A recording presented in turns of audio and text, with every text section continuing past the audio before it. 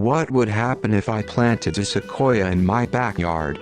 I mean, the real answer is that chances are the sequoia is not going to reach its max growing potential in your small backyard in Indiana, because it isn't the right climate environment.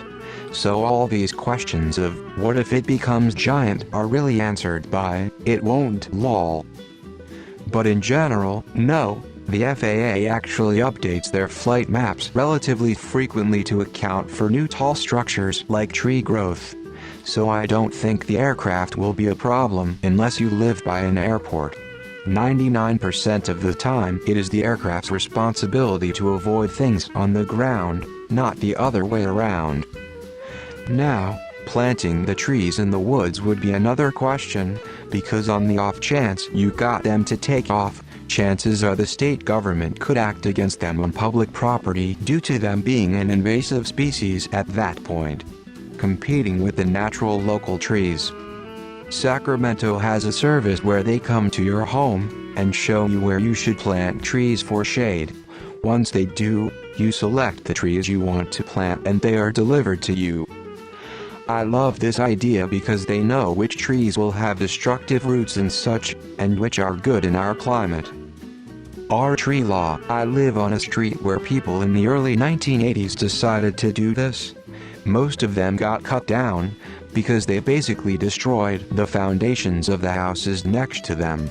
A tree's root structure is usually as large as their canopy, so imagine that, but pushing your house away from underground. A lot of those trees don't grow as fast, or at all, in a climate that's not hospitable for them.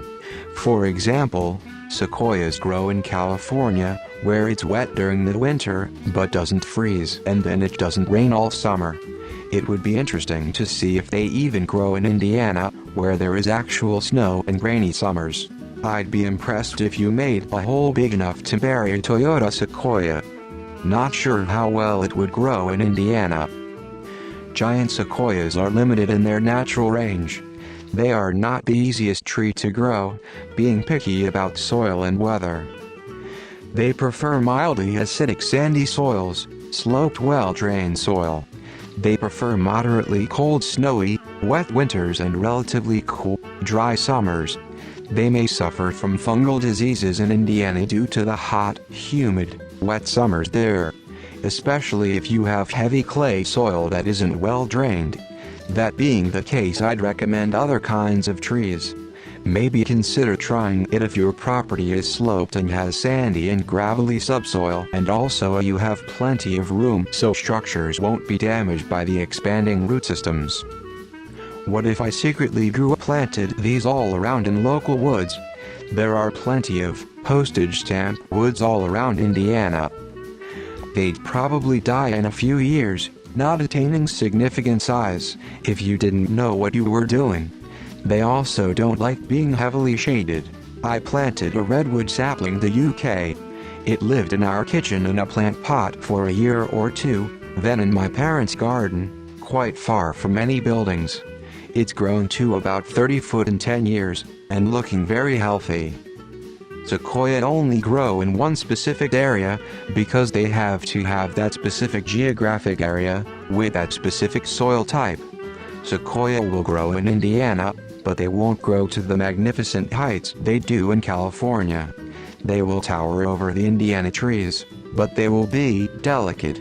A brutal winter or super dry year will kill them. The previous owners of my property did this, about 80 years ago. They planted a giant redwood, a brewer's weeping spruce, and a tamarack. The only problem is these trees belong at a high elevation around the California-Oregon border, and I'm at sea level on the Olympic Peninsula.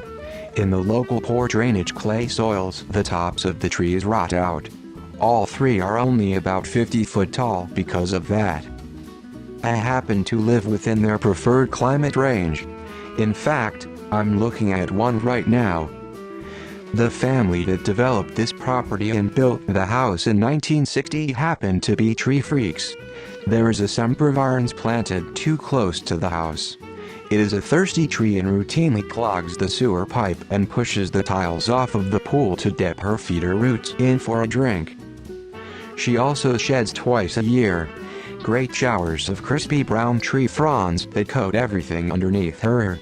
It's a natural weed mat and keeps the ground moist, but when it coats the driveway, it's as slippery as ice. She's freaking huge and sturdy, and we have limbed her up some so cars can get in and out of the driveway.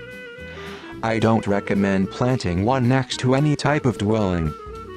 I have 3 growing unprotected outdoors in a pot for 3 years in NY for pre-bonsai purposes.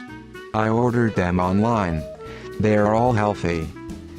The tallest is 2 feet with a 1-inch diameter trunk. This is the first winter they didn't discolor, as they are prone to when young. They definitely grow here, but I water them heavily during our hot humid summers and make sure I get water to their roots when it's below freezing. I am not sure how well they will do in the wild around here, but I may find out. Check back with me in 10 years. Edit to add species.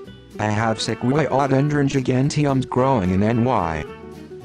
https://www.giant-sequoia.com/about-sequoia-trees/giant-sequoia-bonsai-care//text equals with %20 the %20 giant %20 sequoia %2c %20 constant lie is %20 bad %20 4 %20 the %20 sequoias https://www.giant-sequoia.com/about-sequoia-trees/giant-sequoia-bonsai-care/#text equals with %20 the %20 giant %20 sequoia %2c %20 constant ly is %20 bad %20 4 %20 the %20 sequoias.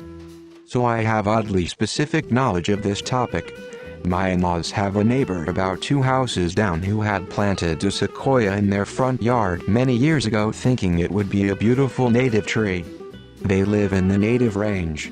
Well, apparently they did not realize how girthy those trees get. And as they grow, they put on so much mass that they raise the ground up around them. The house was slowly tilted and raised up off its foundation and eventually had to be condemned, because they couldn't legally cut the tree down due to its being a protected species. Ultimately, insurance paid for them to tear it down and rebuild elsewhere on the lot, but man, that tree is still there, and it is flipping huge. Second fun story. I was on a road trip about a decade ago through Germany, and in a random town in the mountains of the Black Forest region, I was walking through the beautiful riverside park and *bam**, I run into a towering giant sequoia that had to be at least 100 years old.